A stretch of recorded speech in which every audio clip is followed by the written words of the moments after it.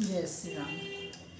तऽ ताहि दुआरे मतलब मैथिली बाजैसँ कतराइके नहि चाही, लेकिन की करू, हमसब बाजै छी मैथिली, घरोमे बाजै छी और बाहरो बाजै छी। हमरा सबके लाजे नहि होइए मैथिली बाजैमे, लेकिन गाँव गेलाके बाद लाज होइए जे हिन्दी किएक नहि बाजै छी, मैथिली किएक बाजै छी।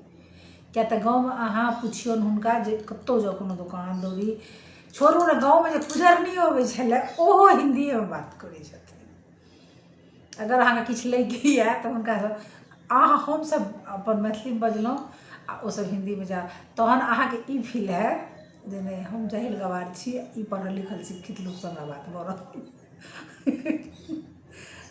किएक तऽ गाँवमे अहाँके बुझियौ जे 80 नहि कहब, 95% लोक से हिन्दी बजै छै।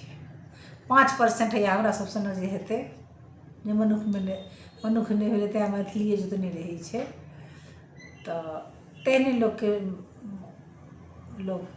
बाजै छै।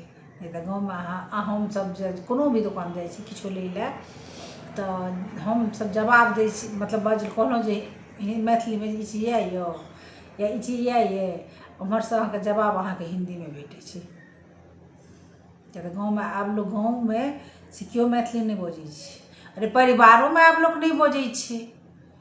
एक तऽ आब गाँवमे बहुत घर बुझियौ जाइ छी हमरा सबके तऽ गाँवमे एकदम अथी लागैत रहैए, लेकिन जे गोटे छथिन ओसब मैथिली बजनाइ पसन्द नहि करै छथिन, हिन्दी मातृभाषा लऽ कऽ चलै छथिन।